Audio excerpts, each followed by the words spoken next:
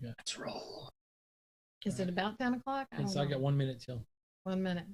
Okay.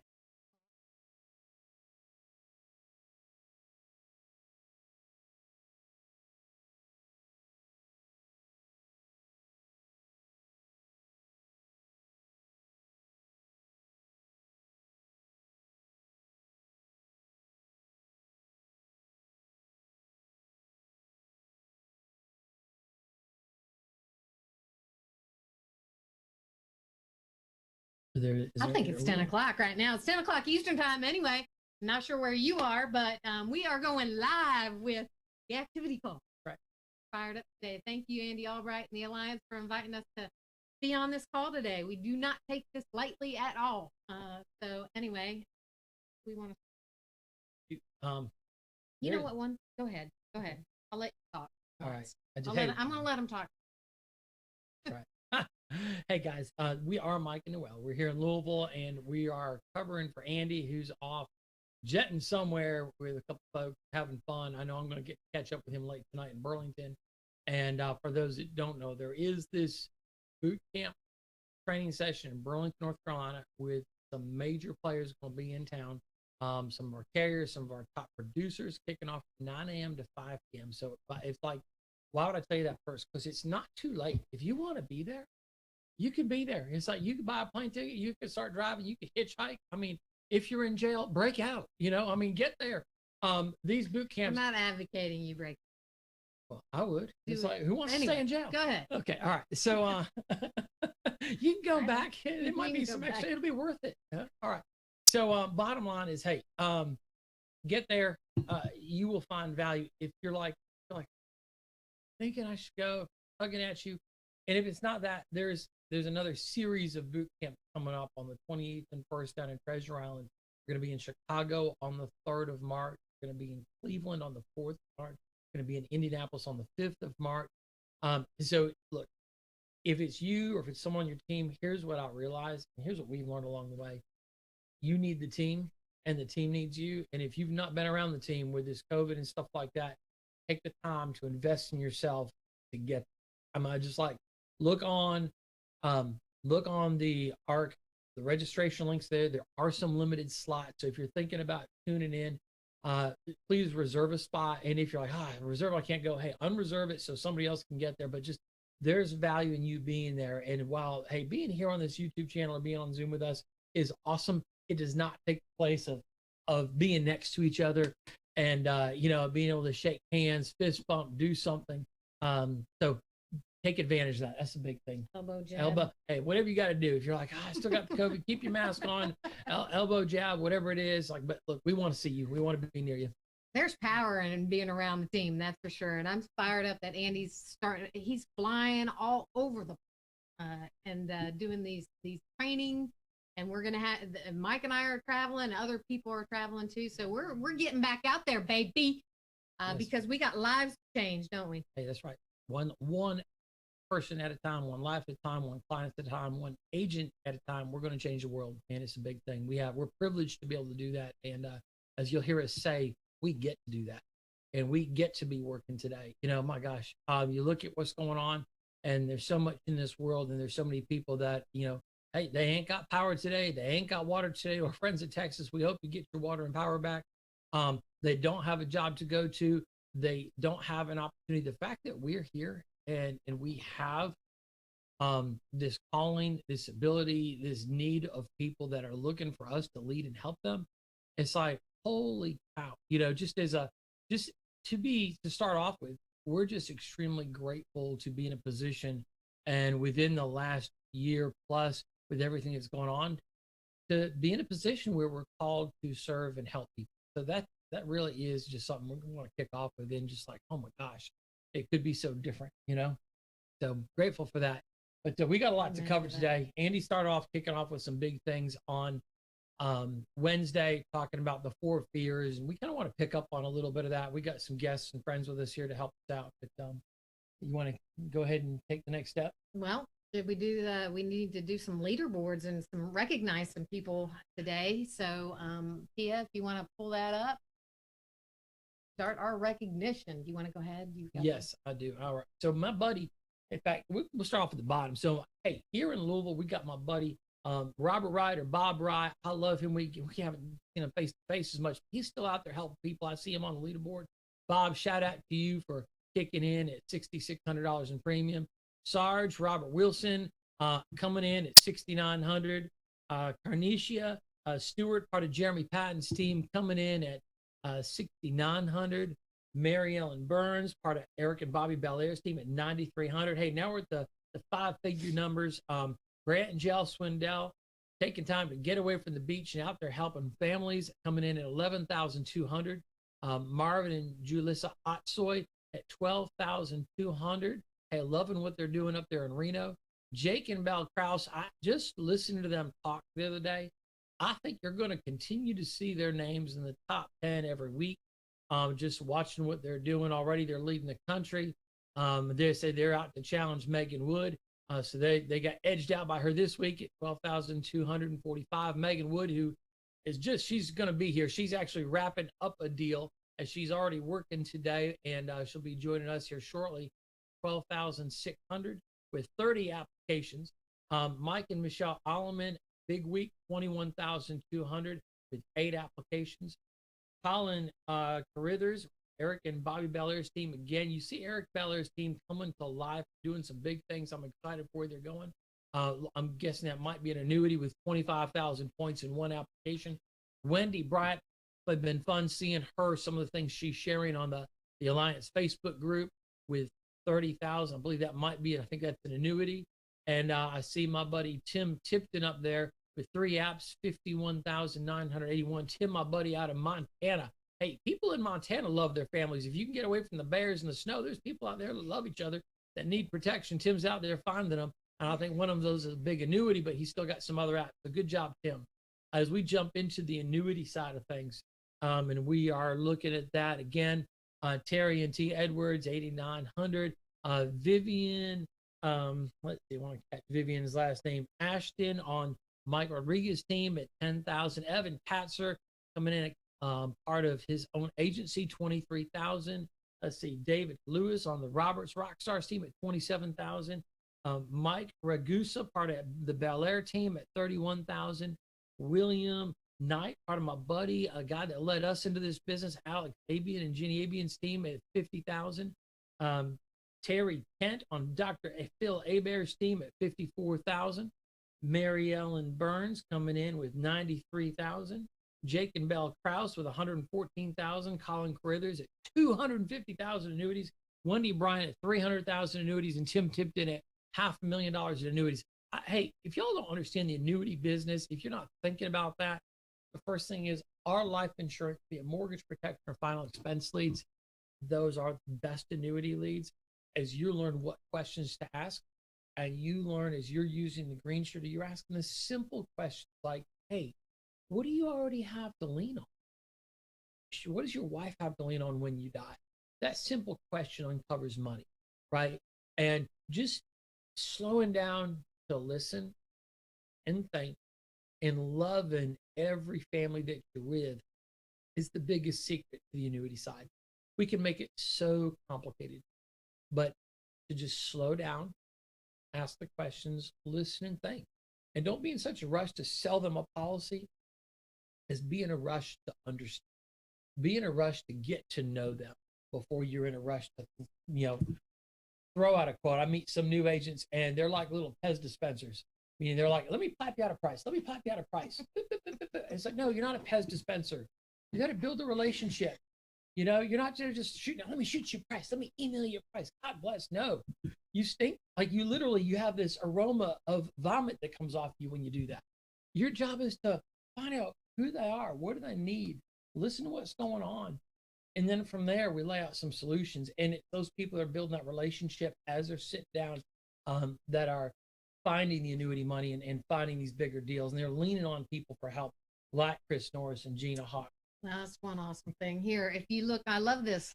A lot of these people on the annuity side here on the leaderboard are people that are brand new or just coming on with us. So imagine what we're going to be able to do moving forward. So I love seeing all the new people, new names on there. All right, let's move on to the next. All right. Total sales submitted this week. All right. our submitted premium. We've got Brian and Crystalline Rojas on Mike Hartlieb's team at 10,000. Look at all these 10,000 I all love the it. way up, all the way, all That's top big. 13. 8 applications. Glenn Rosenboom, part of the CATS organization, kicking it 10,200. Joe and Tawny Walker, new agency managers out of Seattle, 10,300. Jen Miller out of New Jersey, 10,600. Marvin and Rachel Osuna, 11,200. Adam Johnson out of the frigid tundra of Minnesota, 11,600. Sarge kicking in at 12,300. Marvin and Julissa Atsoy at 14,000. Stephen Davies and his wife Holly, who is kicking him in the butt and making him work. No, she's not doing that, but she might. But anyway, I love my buddy Stephen out there, 14,600. We got Annette Hare, part of Eric and Bobby Belair's team, 15,500. Joseph Two, part of the Rodriguez team, at 20,200 on 8 apps. James and Camalera, part of Joseph Dukes and Paul Epstein's team, coming out of Phoenix, 20,500 on 9 apps. I know there's some big IULs in that mix, and they're doing more and more and understanding that IUL business. And Megan Wood with 37 applications, 27,000. And oh, by the way, she did that well. She spent 4 days in Florida over the last week, so she snuck in her 27 apps in and around being in Florida and being back and being in a snowstorm and having to homeschool a kid that was not able to be in school. So kind of crazy week, but he still got it done. All right, moving on to our recruiting side. We've got a number of people.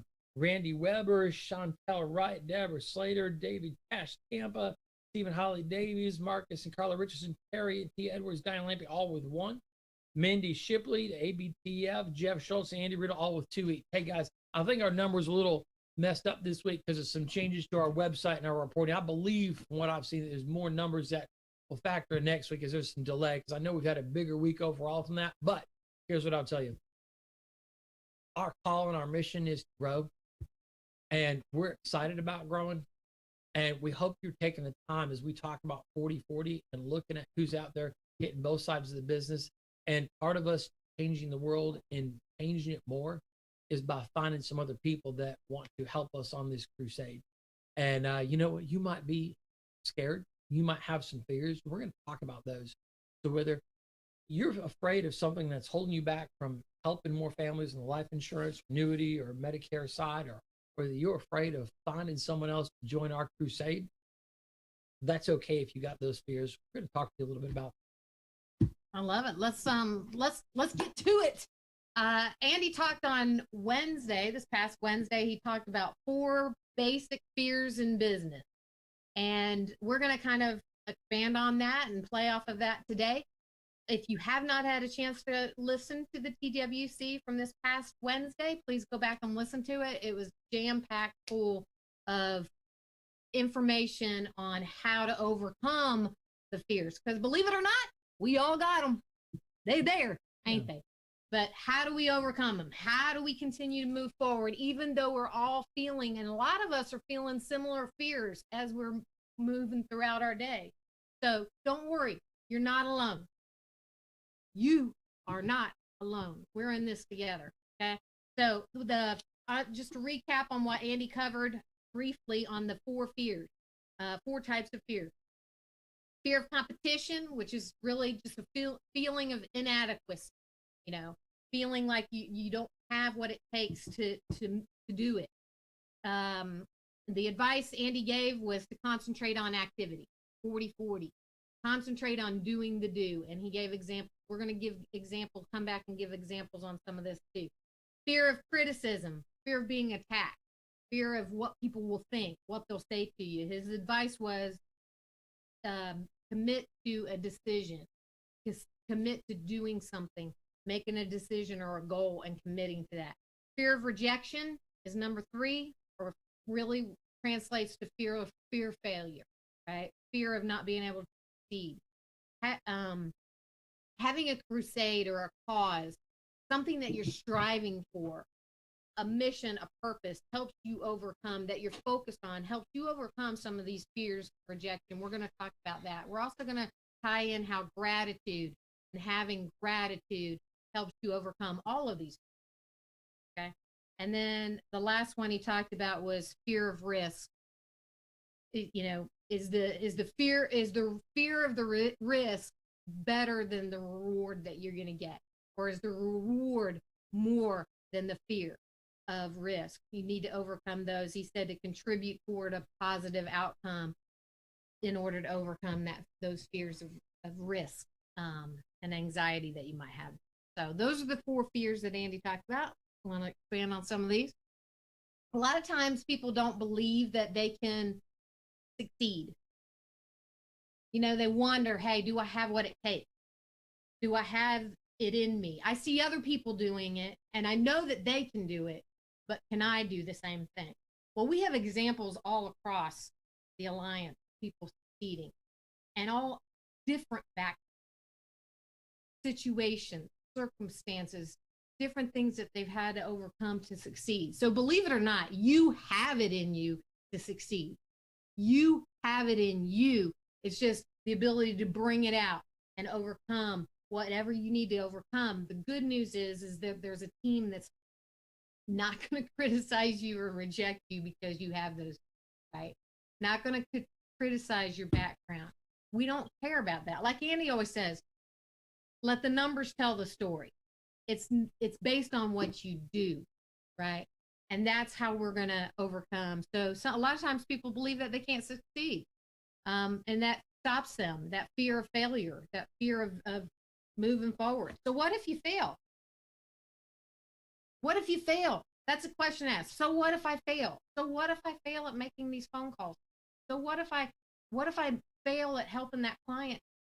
Look, what's the worst thing that could happen? That's a thing that we talk about a lot in our household with us and our kids and our agents. What is the worst thing that can happen? You want to expand on that? Yeah, I can remember Andy talking a story about having to make a big decision and really being concerned. And I remember him chatting with, oh my gosh, just blanking on his name, but he's the president of High Points University. He's going to come back to me probably 2 minutes later, but I remember him. Nito Cubain, thank you. So I remember we had a conversation. He shared this, talk about Nito and how, again, one of the things here is Andy's got people he leans on, but he's like, he's like talking to Nito about this situation. Man, hey, I'm thinking about doing this in the business or not. And Nito gave him some advice. Said, okay, well, if you do that, what's the worst outcome that you can imagine? What's the worst outcome? And Andy's like, okay, well, we could do this or lose this or have this. It's okay. Could you recover from that? Can you imagine yourself working through that worst case scenario? Could you survive that? And then he's like, well, yeah. I said, okay, now what's the best thing that can happen from this? Well, we do this, we grow this way, we gain this way. I said, okay. And then Nita's like, typically what I found out is the result's probably going to be somewhere in the middle, but if you can identify the worst case scenario and accept or have a plan to cope if it happens, and then have a best case scenario, and then be prepared for that. And then if you're at peace with both of those, then you should be able to move ahead. And so that's something I've listened to. In fact, sometimes I use that in helping a new agent. I mean, so like, it's like someone was asking me the other day, well, what? I'm scared of going to this appointment. Jake, I don't know who somebody was around, but you might have heard me. Like, Jake, can you imagine being the new agent and thinking about going into home? And you were talking, you said, hey, Mike, I'm scared of this appointment. Jake, what's the worst thing that can happen if you go on this appointment? They open the door and I'm staring down the barrel of a gun. Shoot my Yeah, I was like, yeah. I mean, that's I guess they could kill you. They could roast you on a spit and eat you, There was cannibals. And so I guess, well, can you deal with that? It'd be weird. I don't know if I could deal with that one. I was like, well, but I said, you'd be dead. I was like, you got life insurance? I said, no, your family would be okay. I said, are you good with God? I said, now would be a good time. If you're good with God, it does. I said, okay. I hope Jesus shows up with a bus. I can deal with that. What's the best thing that can happen in that scenario, Jake? Best thing that can happen, I can walk out of there.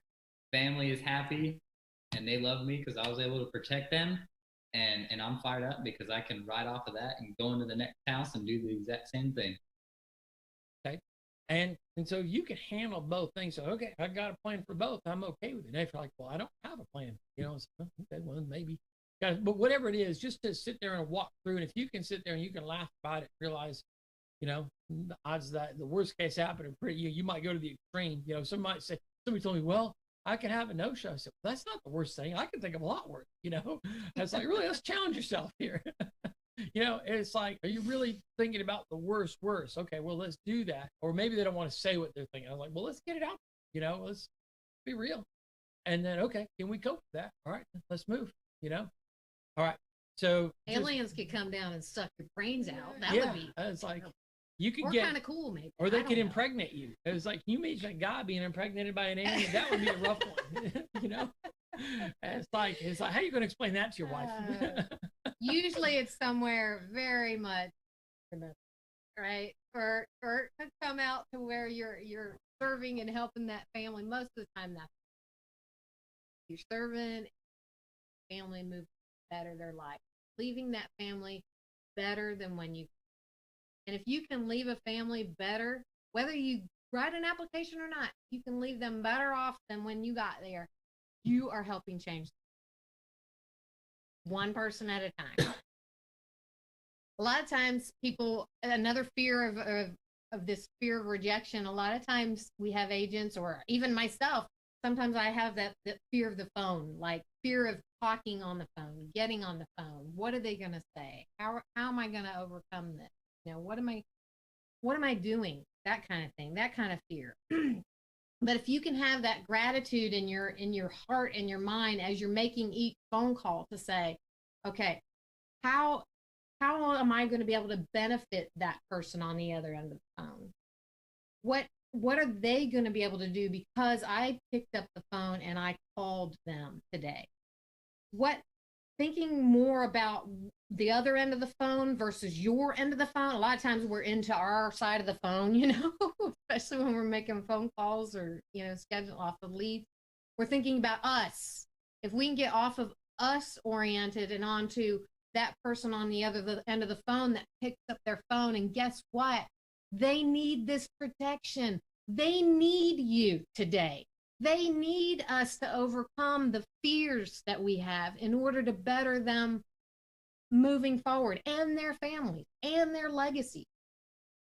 So that's a big deal. So doing whatever it takes and thinking about how can I benefit this client?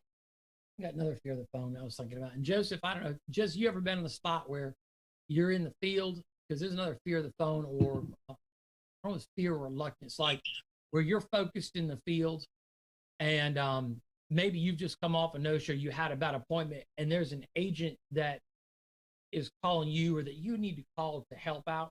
Have you ever been in that moment? You're like, God, I feel so crappy. How am I gonna help this agent? Absolutely. How am I gonna, like, you know, well, I'm having such a bad moment. How am I gonna help them? And I don't know if anybody who's listening ever had that thought, but I mean, it's like, it happens. Yeah. Well, and it happens to everybody. And the crazy part on that is that, like, when I would have first started the business, I would be thinking like, why I'm being a hypocrite if I'm like telling them how awesome it is. And I just had like the crappiest no-show ever. And the reality is that it's never. I remember Stephen telling me this one time, Stephen Davies, you know, in his way, he says, I think most insurance agents are bipolar. They're either way too high or way too low.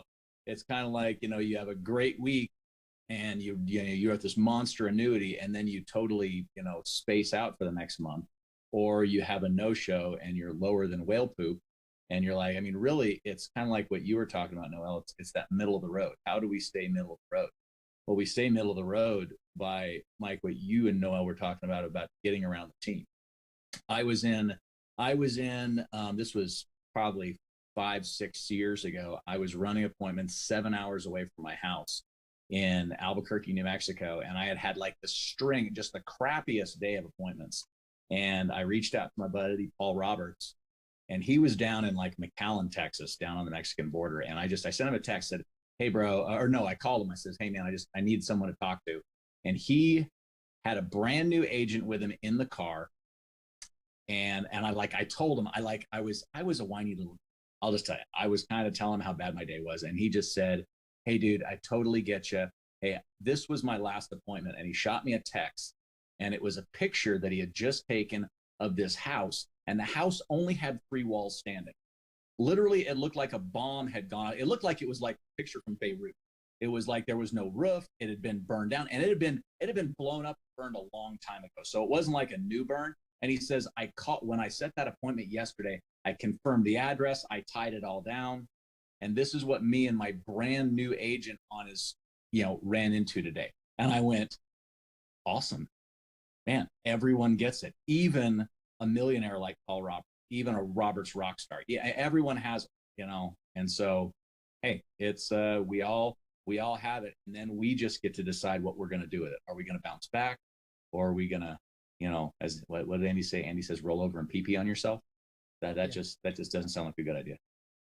Go ahead. So I'm coming back on that fear of the phone, which we started. I mean, it can happen because you're sitting there, you haven't started working yet, and your imagination headspace is full of a bunch of crap, or you're in the middle of your day and stuff is coming at you, and you're thinking, I'm not worthy, I can't focus. Well, the thing is you can learn to acknowledge what's there, compartmentalize, and recognize for this one moment, for this next call, it is showtime, and I am capable of smiling and performing this next 30 seconds or 5 minutes.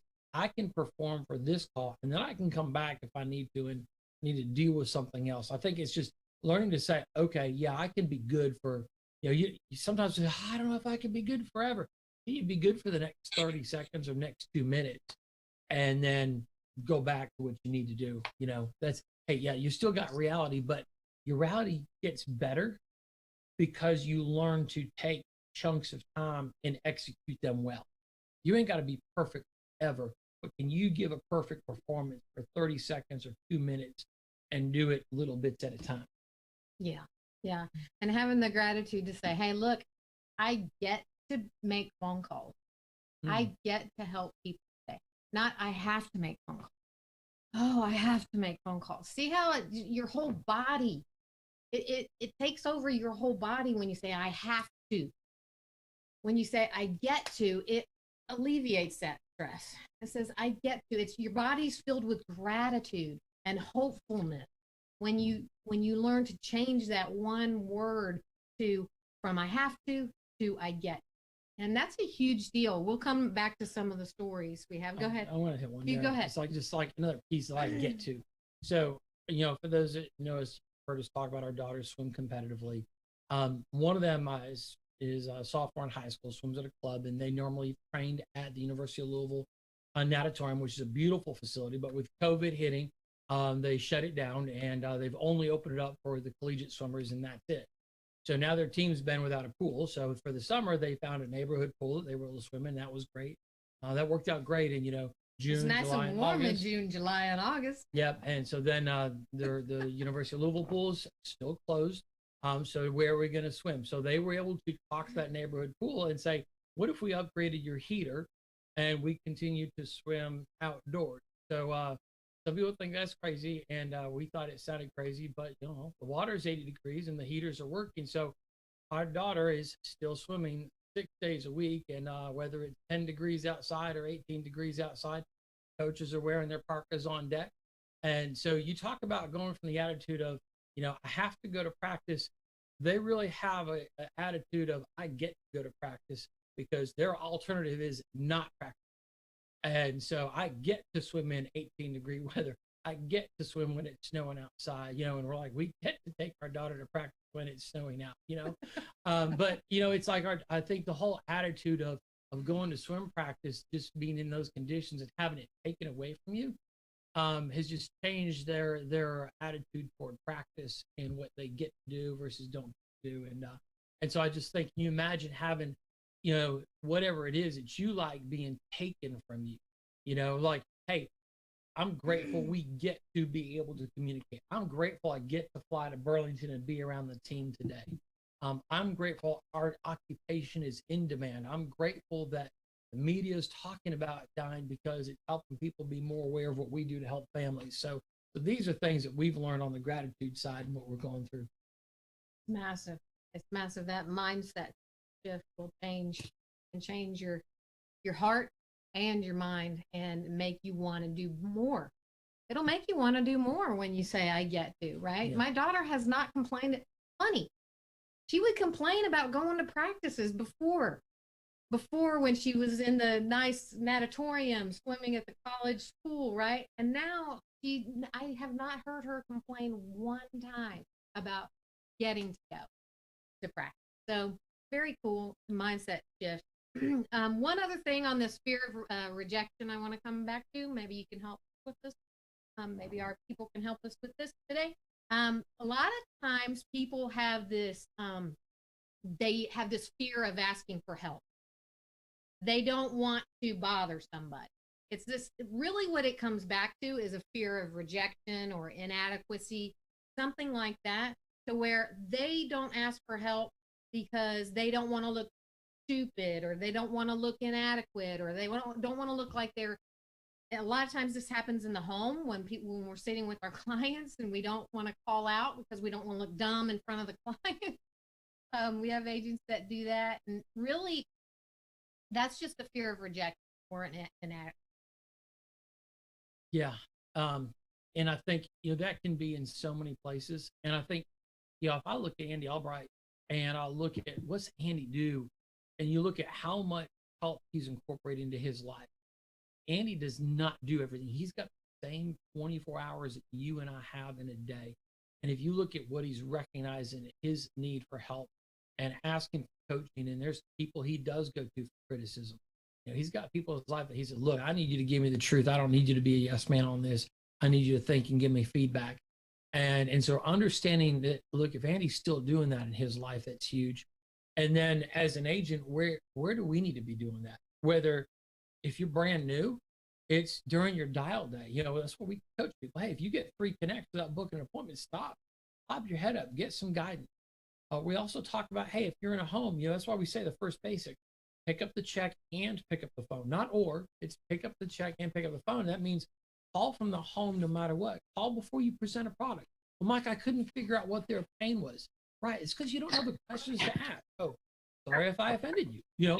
But guess what? If you can't find the pain or find a need, it's probably because you don't know the right questions to ask, and that's okay. You're new. We don't expect you to know everything. But guess what? If you'll pick up the phone and engage with a pro or a veteran, you can get that guidance and you'll get better faster. Or if you're there and you're not wrapping up the deal, hey, guess what? Pick up the phone. Somebody may have some insight that can guide you. And it's funny because I'll have people that say, hey, did you call about that situation before you left? No. I knew that there was no possible way to work around that. And I smile, and sometimes I just say, yeah, you're right. Or sometimes if I really care about the person, said, I know you believe you're right. There's another alternative you didn't think of. Would you like to know what that might be? Because sometimes I'm not sure if I really have permission to coach somebody. But it's amazing how many times, well, I didn't even know about that. I said, I know. That's why we say pick the check and pick the phone, because there's a lot you don't know yet. And that's how you're going to overcome your learning is being there. And some people say, but I'm going to look stupid. I said, well, do you look more stupid by not helping the family? You look more stupid by not having learned or taking the opportunity to learn. Or we say, well, why should I pick up the phone if I already picked up the check? I said, because you might have forgotten a form or a signature.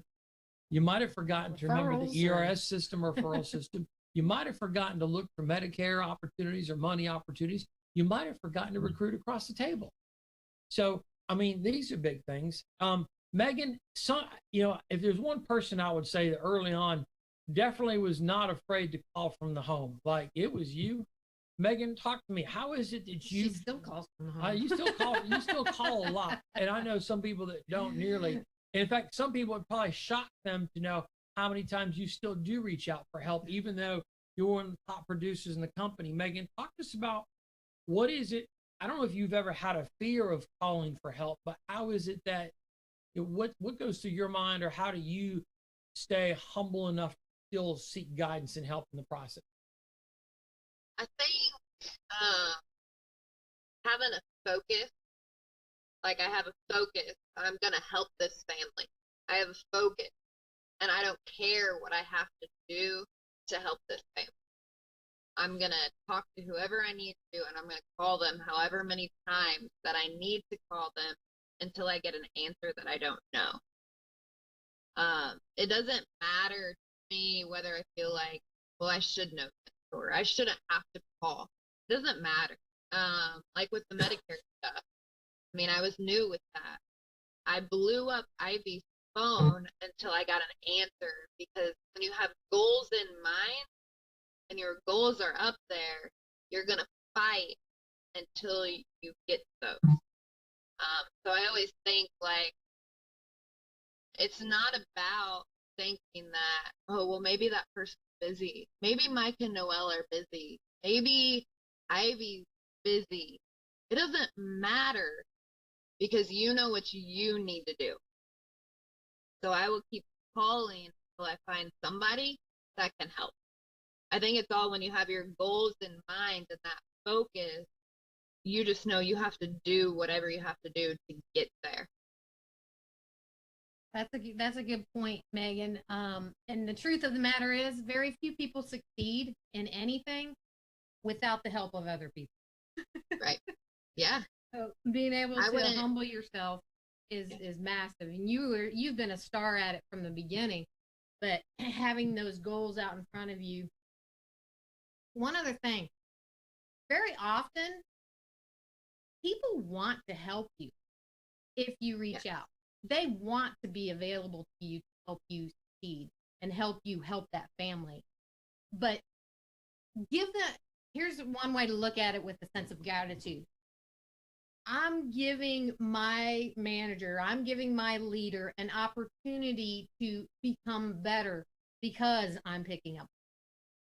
Put it off of your feelings and onto how will it benefit the person that I'm calling for help. It's going to benefit, it benefits us. It benefits everybody when you look at it that way. It benefits the client, it's benefiting you, it's benefiting the person that's helping you on the other end, because they become better teachers, better servers, just like you're doing there, Megan. Help. If you find yourself, somebody says, man, I'm afraid of how the client's going to see me if I call for help. I said, well, I would tell you, it does take a healthy ego to call and ask for help. But you know what? The next thing is, if you're afraid of what the client's going to think about you, again, the client's thinking they need help, and they don't need you to be the hero with all the answers. They need you to be the one that can get the answers. So if your ego is so fragile that you have to be the hero and know everything, I'm just gonna say, could you get over your bad self? You know, it's like some of these NBA teams. Sometimes they might be playing well, and then all of a sudden, somebody on the team gets into hero ball, trying to take every shot, trying to do everything, as opposed to, creating the double team and then dishing the ball off.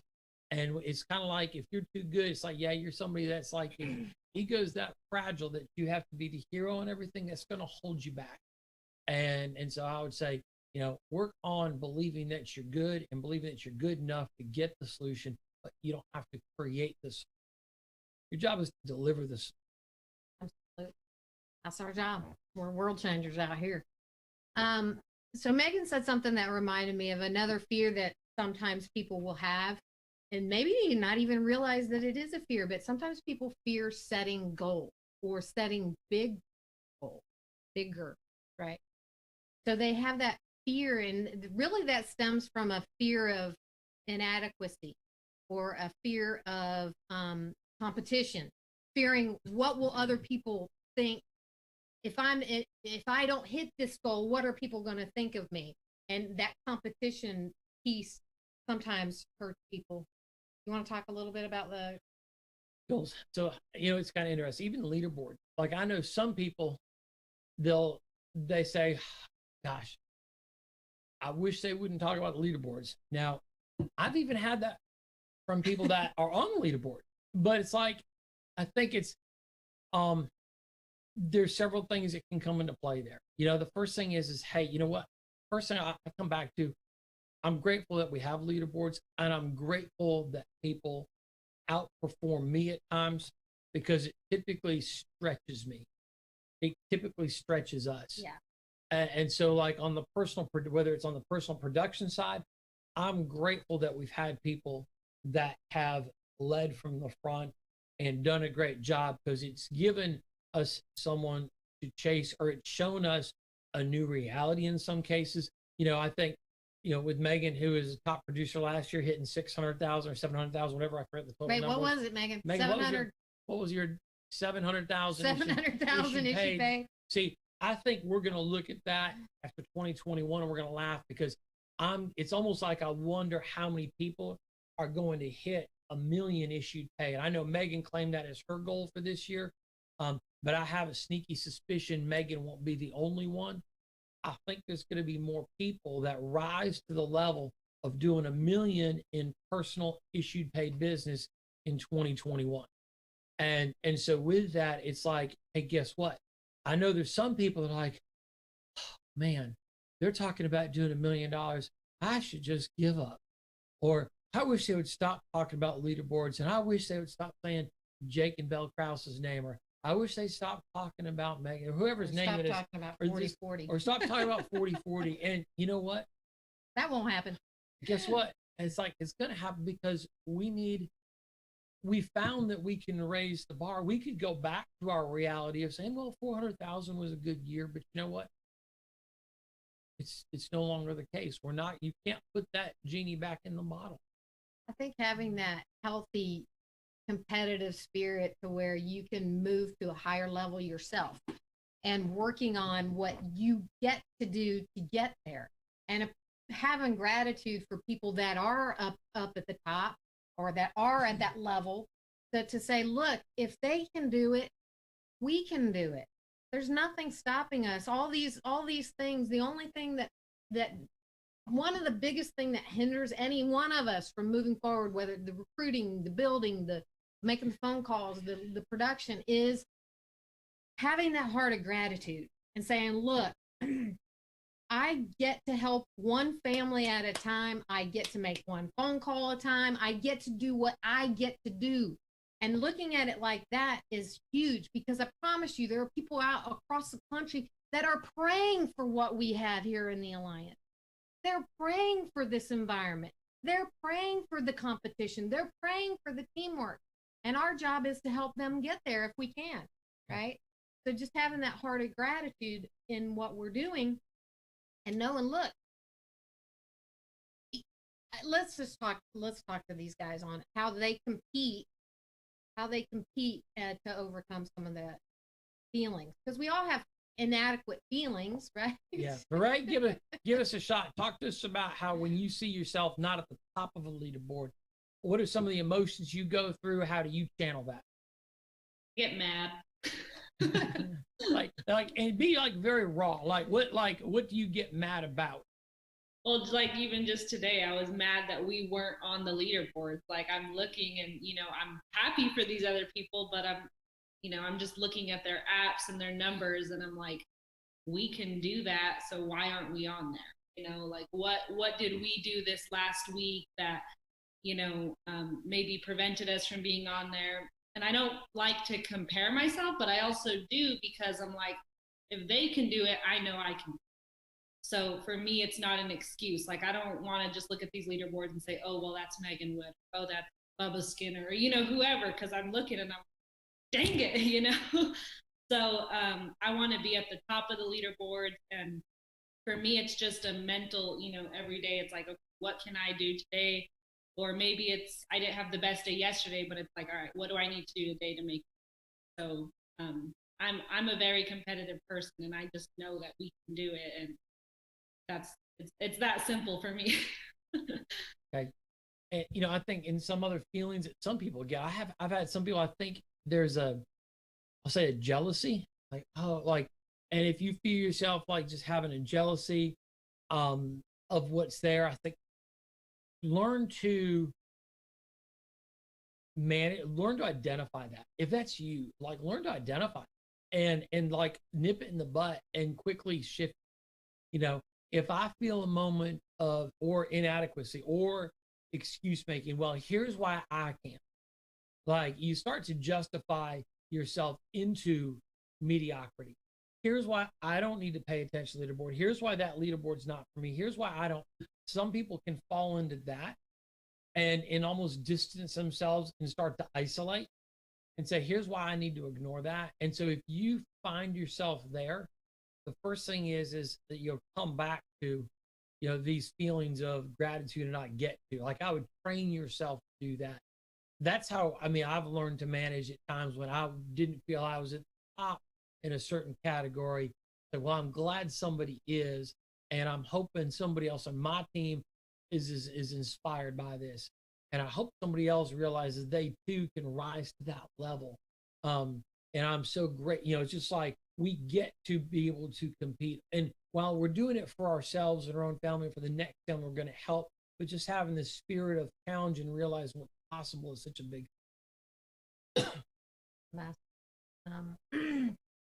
Being able to hold yourself accountable to what you get to, what you get to do and not what you have to do. If you can, I can't speak to that enough. And I work on this every day, promise you. Even getting out of the bed, and I get to get out of the bed in the morning. I get to, because there are people that don't get. And, instead of saying I have to get up, it's cold outside and I don't want to go outside. And we get to compete. We get to rise to the level of the expectation. And we get to do what we can do towards that. Okay. So anything else on that? No, I think we're good. Let's see. What's our next one? Next one is fear of, here's a fear that people sometimes have. It's a fear of they don't want to look stupid, or they don't want to look silly, or they don't want to look dumb. We talked about it with the clients and stuff like that.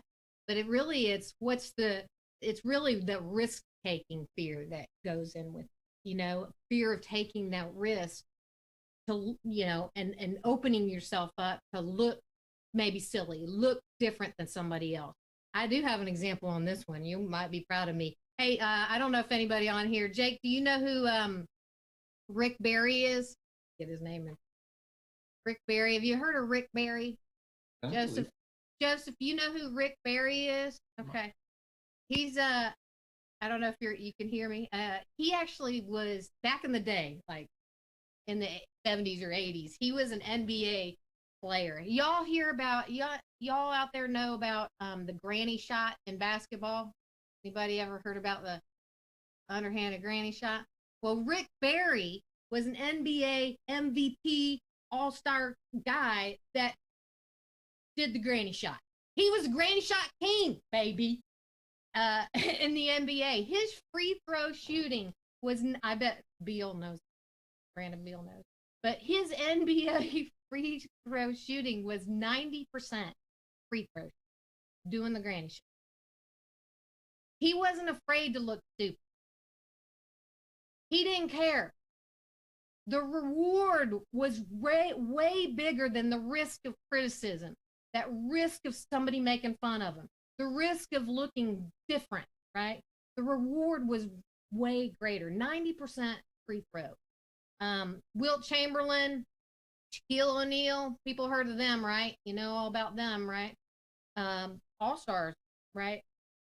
Shaquille O'Neal, what was his free throw shot percentage? 52%. 52 from the free throw line. Wilt Chamberlain, 51%. Hey, but he looked good. He looked good. He looked good with his one-handed shot, but he was terrible. In fact, here's what's crazy for those that go ahead. So go back to some, like when Shaq was playing for the Lakers, and this goes back when Kobe and in early 2000s.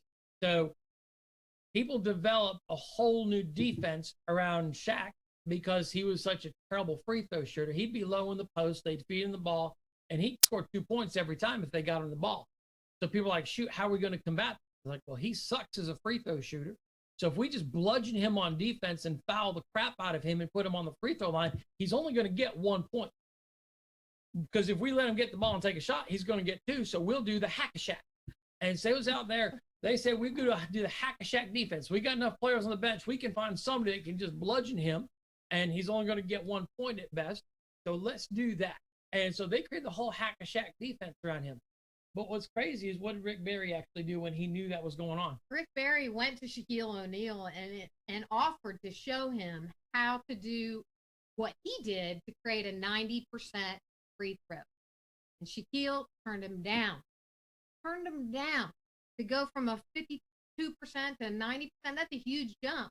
But Shaquille turned down learning the granny shot because why? Stigma was too much greater.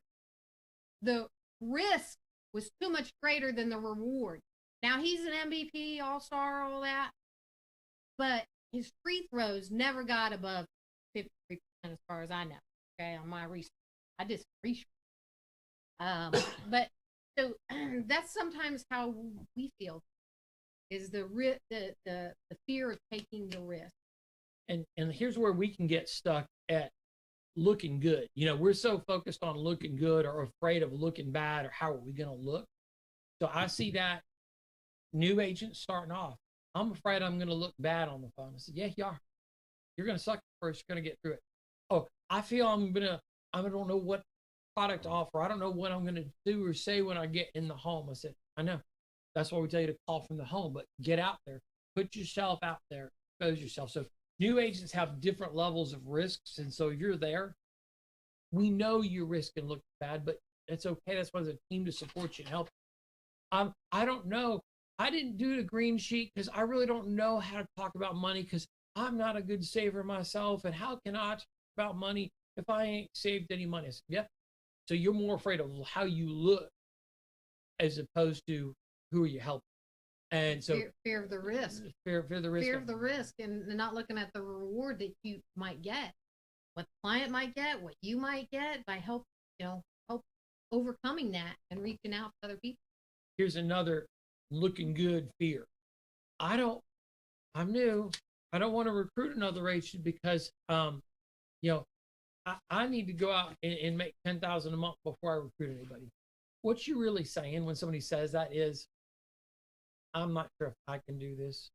And because I'm not sure if I can do this, I'm not sure if somebody else can do this. Or you're saying, well, how am I going to answer this new agent's questions?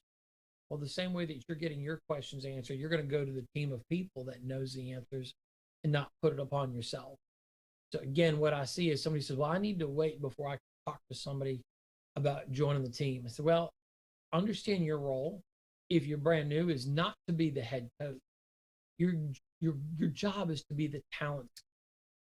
The talent scout isn't going to train the new agent. The talent scout is looking for someone who might be good and bring him to the team. Let's evaluate them and let's see if they can be a player. And if so, let's get them the coaching to be good.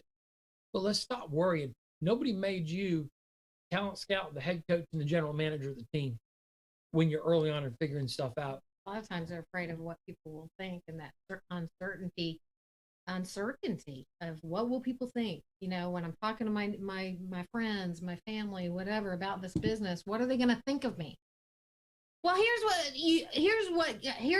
a way to put this in perspective. Okay, you are a licensed professional with the state that you do business in to help families cover and protect their lives with life insurance that will benefit their family for the rest of their lives, or at least to cover the financial burden that is placed on somebody when a loved one dies. That is a huge responsibility. You willing to take it with us? We're looking for one more to help us with that. But if you think of it as, look, I'm a door opener. I'm an opportunity giver for somebody. All I do is I ask and I give them an opportunity. I don't have to be the one to know everything. I don't know everything. He knows everything. I know how to call other people. I know how to get help from Gina Hawk. I know how to get help from Chris Norris. That's right. I know how to get help from Ivy Wilson. I know how to get help from the carriers. Knowing where to get help too, and that's generally speaking is somebody that is you reach up to and help. But just having that feeling of gratitude that look, some of us aren't licensed yet on here, but when you get your license, there are people that wish they could get their license out, right? That aren't able to get a license. doing this. So it's a huge deal what we do. And if you look at it as a huge deal and not a small thing, whether you're part-time or full-time, if you look at it as a massive ability to change somebody's life and help somebody, then you can overcome those fears fast. You can say, look, it's not just about me, and walk in every door like that. Yeah. Crazy. Yeah. Say a little prayer before you do it. That helps. Prayer is a good thing. It's like, yeah. What are some of the ways that you overcome some of these fears, Joseph, that we've been talking about today? Well, and I really appreciate this conversation, because what I'm hearing it's about gratitude, and I'm hearing that your point of view creates your reality. That I remember Mike coaching me when I was dialing, and I was really whiny one day. I whine a lot. When I was really whiny one day, and Mike told me, dude, what do you do before your dial session? I'm like, well, I just sit down. I got my dials. I dial. He's like, man, you gotta be like, whoa, I get to dial today. Today is a great day. Everyone wants to talk to me. Every phone I pick up. And then Jason Carey has pounded on my head on that too. But what I've got is that's my point. My point of view is going to create exactly what's going to happen. If I'm going to have an awesome day, it's up to me. If I'm going to have a crap day, it's up to me. If I may not sit down with everyone that I book. I may not help every family that I sit down with, but it's my gratitude and how I face that, and how I perceive what my life is. If my life is going to be great, then I'm going to choose. If today's going to be great, I can't remember who said the quote, but it was like, what believe you can or you can't, right? And that's really what I'm hearing. I'm hearing that gratitude grows everything. So if I had appointments I ran with Dee Dee here a couple weeks ago. I had 6 appointments booked, and it was the most amazing day of running with Dee Dee. It was awesome. I had 6 no-shows. It was amazing. It was amazing because I got to spend the day with an amazing lady and kind of share what's on my mind and on my heart, find out more about her, find out more about what she's passionate about. I have more of a passion now to help her. And, but it was a great day. Did it turn out the way that I thought it would? No. But was my life, Mike, going to what Nato said, that was my life over because I had a day of no-shows? No. I got back on the phone and got back out there and for appointments. But that's the thing. Gratitude grows, and I love Noelle for her gratitude. I have had conversations with Noelle, and if you guys ever need a great gratitude conversation, Noelle is the person to give. Because come to Noelle with just beat up, and Noelle reminds me that gratitude grows everything. Where I am in judgment of me, it kills everything. When I'm in judgment kills. Judgment kills. Judgment isn't always bad. Sometimes it's good judgment. Oh, I did great. So Megan hit 700,000. Like, I was like, wow, that's such a great bar. And I'm like, you know what? But when she said I'm going to hit 1 million, I'm like, whoo, man, her judgment isn't, yeah, that's good, but there's so much, so how does it get even better? And so thank you. Appreciate it. This awesome. I do want to come back to one thing. It reminded me, Jake, I think Ray was talking, is when you, at the end of the day, look back at the end of your day and say, and I think Diane Lampy does this a lot too, is think about, look, what's the best thing that happened today? What's the best thing that I did today? What was the best thing I was able to overcome today? Write that down. Then what's the worst thing that happened today? What's the worst thing that I did today? Write that down. And then what can I do tomorrow to get better at those? And focus on that every day. Then you'll start thinking of all those things and be thankful and know what you need to work on for the next day, right? And then Andy had 2 questions. forget which book it's in. I think it's in the House of Values, but 2 questions on gratitude. Write down, what am I grateful for? And what is my heart full of, why is my heart full of gratitude? And write those 2 things down every day and you can be focused. Write them down now, you know. On top of the gratitude, sometimes when you look back at, you build on that. When you look at your day or you look at your week, did you have something that's worth celebrating? Whether it's something you celebrate with your team, your spouse, your family. Hey, are you taking in a celebration? Doesn't mean we take a trip to Disney World. Celebration could mean, hey, we get a special dessert. We do something slightly out of the ordinary to acknowledge what was done. And I think that's a huge thing, is just to be able to say, hey, this was special. We hit this. This was, whether it's we did 40-40 for the first time, or hey, we booked 40 appointments for the first time, or we wrote the most number of apps, or whatever the little victory was for you and your business or with your family, or hey, we knocked out paying off another credit card, or hey, we've got a record number of cash in the bank. We had our biggest paycheck. I don't know what it is, but are you taking time to celebrate those little victories, breathing for a second, and then lock and load and get back to it? That's right. That's right. Hey, guess what, guys? We get to help some people today. We get to go out there and get after it today. We get to start changing the world today, right now. One more. We're looking for one more that want to change the world with us. Go out there and get it.